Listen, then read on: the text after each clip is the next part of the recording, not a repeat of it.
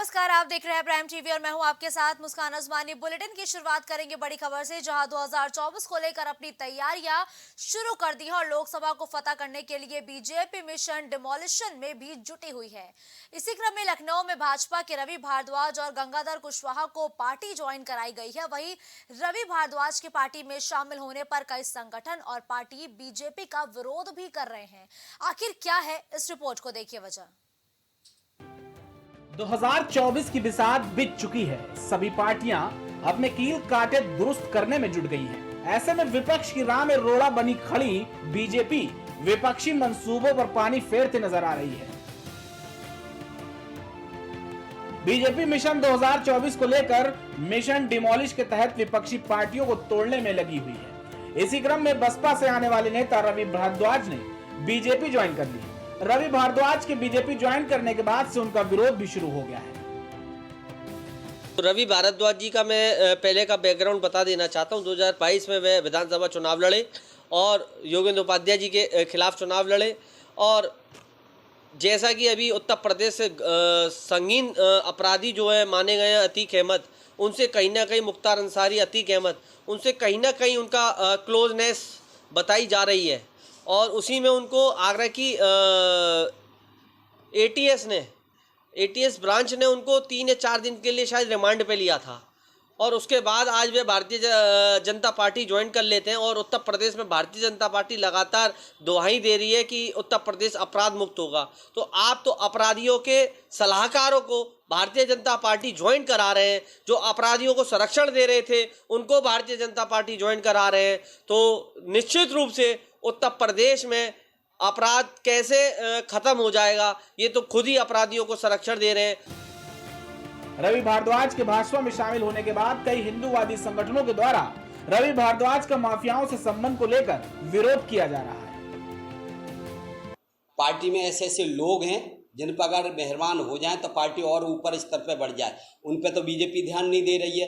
Booth स्तर पे जिन्होंने मेहनत की है इस पार्टी को खड़ा करा है, ये तो दल बदलुओं पे विश्वास कर रही है। ये तो एक हवा का झोंका है। इनको पता है कि बीजेपी अभी चल रही है तो ना बीजेपी में रहेंगे, और जब बीजेपी की आंधी खत्म हो जाएगी तो उसके बाद सपा बसपा कांग्रेस में ये घुसेंगे। ये तो आपराधिक है, ये तो अपने मलाई खाने के लिए आ रहे हैं। तो पार्टी को सोचना चाहिए और पुराने कार्यकर्ताओं पर ध्यान देना चाहिए। बूथ स्तर के जो मेहनत करते हैं कार्यकर्ता को पता है, एक एक पार्टी के कार्यकर्ता को कि भारतीय जनता पार्टी का कौन सा कार्यकर्ता है।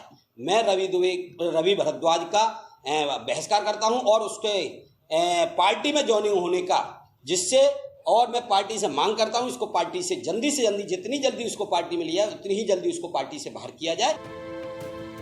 इसके अलावा रवि भारद्वाज के बीजेपी में ज्वाइन होने के बाद से सभी विपक्षी पार्टियां उनके खिलाफ लामबंद दिखाई दे रही हैं। रवि भारद्वाज के पार्टी में शामिल होने पर सभी दल के नेता उन पर निशाना साध रहे हैं, साथ ही साथ बीजेपी से भी सवाल कर रहे हैं। माफियाओं के संपर्क में रहने वाले रवि भारद्वाज को बीजेपी ने पार्टी ज्वाइन कराई। बसपा के पूर्व जिलाध्यक्ष कुशवाहा जी को बीजेपी ज्वाइन कराई। इनका कहीं जनाधार नहीं है। केवल बीएसपी के जो ठोके वोट हैं उनके वोटों के आधार पर ये लोग चुनाव लड़े। अभी रवि भारद्वाज, अतीक अहमद और मुख्तार अंसारी जैसे कुख्यात अपराधी जिन्हें भारतीय जनता पार्टी ने साबित करके आपराधिक दंड भी दिया, उनके संपर्क में बताए गए। देखिए, भारतीय जनता पार्टी का जनाधार खत्म होता जा रहा है। जिस प्रकार से वो वॉशिंग पाउडर मोदी और वॉशिंग मशीन भाजपा का जो इस्तेमाल कर रही है, लोटस कमल ऑपरेशन लोटस का जो इस्तेमाल कर रही है, कई राज्यों में जिन्होंने सरकार गिराने का काम किया, जोड़ तोड़ की राजनीति कर रही है। और इस तरह के अपराधियों को अगर भारतीय जनता पार्टी अपने में शामिल कर रही है तो वो अपनी पीठ जरूर थपथपा ले, लेकिन जनता सब देख रही है। भारतीय जनता पार्टी का जनाधार खत्म हो रहा है। देखिए, भारतीय जनता पार्टी की सरकार उत्तर प्रदेश में और केंद्र में भी है, और दोनों सरकार ये कहती है कि गुंडागर्दी खत्म कर दी जाएगी। उत्तर प्रदेश के मुख्यमंत्री कहते हैं गुंडों को मट्टी में मिला दिया जाएगा। और उसी को देखते हुए ही आज भारतीय जनता पार्टी 2024 के चुनाव को देखते हुए गुंडे माफियाओं को शामिल कर रही है। आपने हाल ही में देखा होगा कि आगरा का बसपा का प्रत्याशी रवि भारद्वाज, जो कि माफियाओं के साथ, अतीक अहमद और अन्य अपराधियों के साथ साठगांठ जिसकी रही है, उसने कल भारतीय जनता पार्टी की सदस्यता ग्रहण कर ली है। भारतीय जनता पार्टी के पास ऐसी वॉशिंग मशीन है, ऐसा वॉशिंग पाउडर है कि अपराधी, गुंडा, भूमाफिया, बलात्कारी, दुराचार होगा वह धुल पुछ के साफ हो जाएगा और साफ सुथरी सभी का हो जाएगा। भारतीय जनता पार्टी की नीति जो है ये बड़ी घिनौनी नीति है कि गुंडों को और संरक्षण देगी और अपनी पार्टी शामिल करेगी, तो उत्तर प्रदेश में अपराध बढ़ेगा और अपराधियों को संरक्षण ये गुंडे देंगे। फिलहाल देखना यह होगा कि आने वाले समय में इस पर राजनीति बंद होती है या फिर विपक्ष रवि भारद्वाज को लेकर लगातार बीजेपी पर तंज कसता रहेगा। आगरा से जिशान अहमद की रिपोर्ट।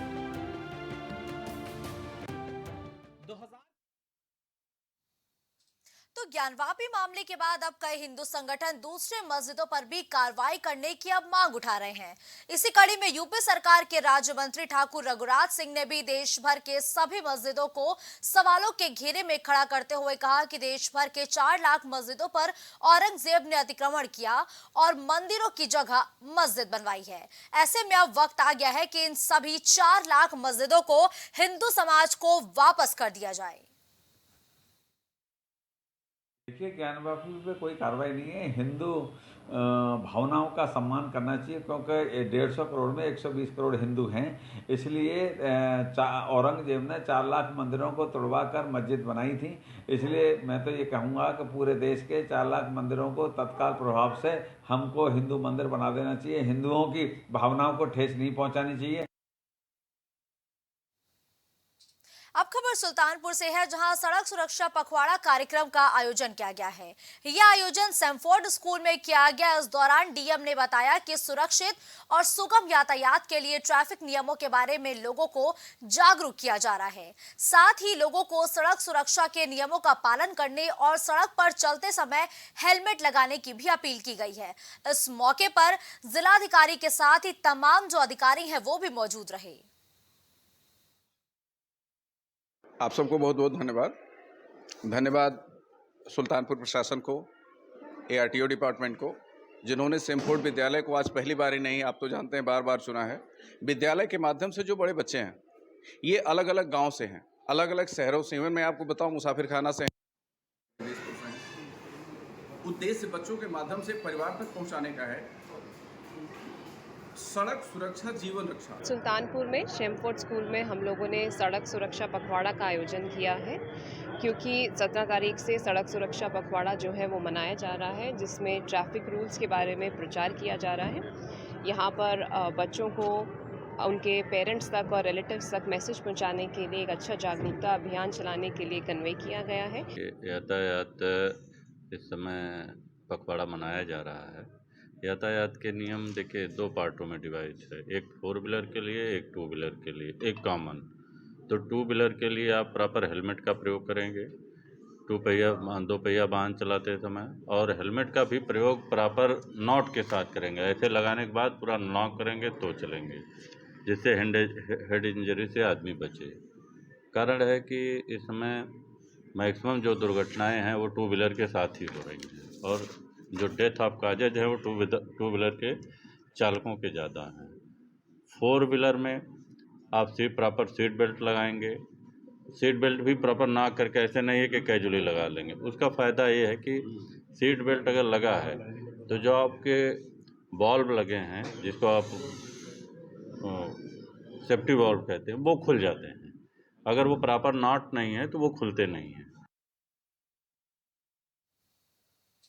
अब खबर उन्नाव से है, जहां लो वोल्टेज की और ओवरलोडिंग की समस्या को देखते हुए ऊर्जा मंत्री और नगर पालिका उन्नाव के चेयरमैन ने बिजली विभाग को इस समस्या से निजात दिलाने के लिए अब हिदायत दी है। वहीं बिजली विभाग के मामले को गंभीरता से लेते हुए उन्नाव के पीटी नगर क्षेत्र में लो वोल्टेज और लोडिंग को कम करने के लिए नाइट पेट्रोलिंग की, जहां उन्होंने कुछ घरों में अवैध रूप से लगी कटिया को चेकिंग के दौरान पकड़ा है। वहीं इस मामले में जब अवर अभियंता से बात की गई तो उन्होंने बताया कि कुछ लोग अवैध रूप से कटिया लगाकर बिजली चोरी करते हुए पाए गए थे, जिनके खिलाफ कार्रवाई की जाएगी। कल आपके द्वारा छापेमारी कर चेकिंग की गई, किस तरह की चेकिंग थी और किस तरह की कार्रवाई की गई?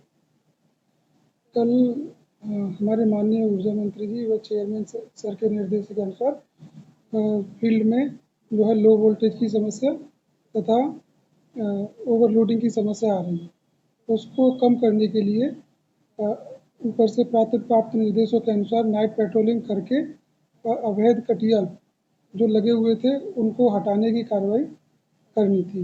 इसके क्रम में हम लोगों ने पीडी नगर में ये कार्रवाई की तथा जिसमें लगभग 3 लोगों द्वारा अवैध केबल डालकर विद्युत चोरी का उपयोग करते पाए गए। तो अलीगढ़ में राष्ट्रीय लोकदल ने मांग की है कि मणिपुर में महिलाओं के साथ जो घटना घटित हुई है वो मानवता को शर्मसार करने वाली है। केंद्र सरकार और मणिपुर सरकार ने इतनी बड़ी मानवीय त्रासदी को मूकदर्शक बनकर होने दिया। साथ ही मणिपुर हिंसा ने दूसरे पूर्वोत्तर राज्यों में भी तनावपूर्ण स्थिति पैदा कर दी है। वहीं राष्ट्रीय लोकदल प्रदेश कार्यकर्ता ने भारत सरकार के जवाबदेही की मांग की है। वहीं मणिपुर में सरकार को बर्खास्त किया जाए, साथ ही न्यायाधीश की अध्यक्षता में एक कमेटी बनाई जाए जिससे मणिपुर नरसंहार की निष्पक्ष जांच हो सके, इसकी मांग की है। हमने आज माननीय महामहिम राष्ट्रपति महोदय जी को द्वारा जिलाधिकारी महोदय के द्वारा दिया गया द्वारा एक ज्ञापन दिया है।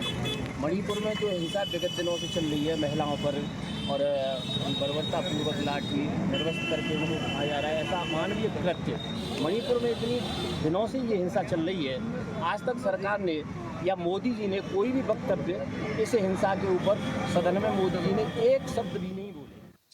खबर सुल्तानपुर से है, जहां पीएम श्री योजना के तहत चिन्हित विद्यालयों में सारी सुविधाएं मौजूद रहेंगी।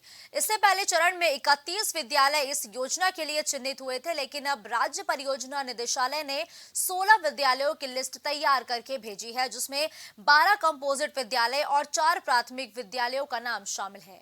माध्यमिक विद्यालयों की सूची में शहर का विद्यालय केश कुमारी राजकीय बालिका इंटर कॉलेज भी चयनित किया गया है। निश्चित रूप से ये हमारे विद्यालय के लिए एक बहुत बड़ी उपलब्धि है। पूरे प्रदेश में 83 विद्यालयों का चयन पीएम श्री योजना के अंतर्गत किया गया है, जिसमें लगभग विगत 5 सालों में विद्यालय में तमाम आधुनिक सुविधाएं आएंगी, जो नई शिक्षा नीति के अनुसार शिक्षा को छात्राओं तक पहुंचाने के लिए बहुत उपयोगी होंगी। जिसमें स्मार्ट क्लासेस हैं, जिसमें डिजिटल बोर्ड्स लगेंगे जो इंटरनेट से जुड़े रहेंगे, 5G की सुविधाएं उसमें रहें और बच्चों को अत्याधुनिक सुविधाएं मिलें, जिससे वो शिक्षा को सुचारू रूप से दिया सके।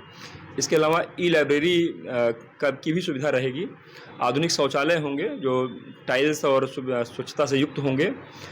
इसके अलावा जो बच्चों को की अटेंडेंस जो बायोमेट्रिक और इंटरनेट से जुड़ी हुई होने की भी बात है, और तमाम तरह की इस तरह की आधुनिक सुविधाएं आएँ जिससे हमारे जो छात्राएं हैं वो लाभान्वित हो सकें। अब खबर देवरिया से है, जहां बड़े पैमाने पर भ्रूण जांच की शिकायत मिल रही थी। इसकी शिकायत थाने के रहने वाले सत्येंद्र यादव ने सीएमओ से मिलकर की थी। वहीं सीएमओ ने मामले को संज्ञान में लेते हुए जांच टीम का गठन कर दिया था। सीएमओ ने शिव क्लिनिक पर छापेमारी करते हुए अल्ट्रासाउंड मशीनें जब्त कर ली थी और आगे की कार्रवाई में अब जुट भी गई है। बहुत बहुत हमें धन्यवाद देना चाहता हूँ सीएमओ साहब को कि जो उनके जैसे अधिकारी हमारे कहने पे और हमारे एप्लीकेशन देने पे इस मामले को संज्ञान में लेकर उस पर कार्रवाई की है। कैसे जांच होती थी वहाँ पे पूर्ण जांच होती थी और लगभग हम 3 से 4 दिन पहले हमने वहाँ पे गया था, वहाँ शिव क्लिनिक के पास वैसे गया तो हमने देखा यहाँ पे ऐसी जांच हो रही है। काफ़ी मात्रा में ऐसा थी वहाँ पे और बाकी औरतें भी थी वहाँ पे जांच हो रही थी। 3 से 4 हज़ार 5 हज़ार रुपये की वसूली की जाती थी। खबर मुरादाबाद से है, जहां पुलिस को बड़ी सफलता हाथ लगी है। पुलिस लाइन सभागार में एसपी सिटी अखिलेश भदौरिया ने बातचीत के दौरान गैंग का खुलासा किया है और पुलिस ने 5 आरोपियों को गिरफ्तार भी किया है, जिनके पास से 2 तमंचे और 7 मोटरसाइकिल भी बरामद की गई है।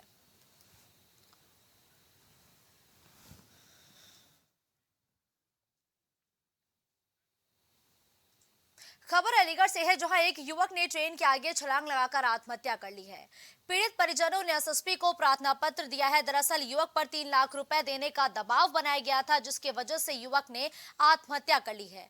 फिलहाल महिला के खिलाफ हत्या का मुकदमा दर्ज कराने की मांग की गई है। वहीं वरिष्ठ पुलिस अधीक्षक ने पीड़ित परिवार को कार्रवाई किए जाने का भरोसा भी दिया है।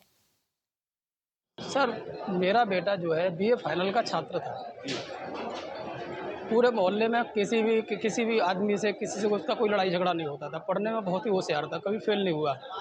पड़ोस में रहने वाली एक महिला थी, जब उसने यहाँ आकर के मकान बनाया तो मेरा बेटा मात्र 7 साल का था। क्या नाम है महिला का? Vinita, wife of Babulal. क्या हुआ? हाँ, तो उस महिला ने अब आकर के मेरे बेटे को प्रेम जाल में फंसा लिया। उसके बाद में धीरे धीरे वो उसका शोषण करती रही, मानसिक रूप से उसको टॉर्चर किया, उसको इतना परेशान कर दिया कि यहाँ तक कि मेरा बेटा प्राइवेट बीए कर रहा था और पार्ट टाइम अपना काम भी करता था। उसके अकाउंट में जो भी पैसे थे वो उसने निकलवा के खा लिए पूरे। इस बुलेटिन में फिलहाल के लिए बस इतना ही। देश दुनिया की तमाम बड़ी खबरों के लिए आप देखते रहिए प्राइम टीवी।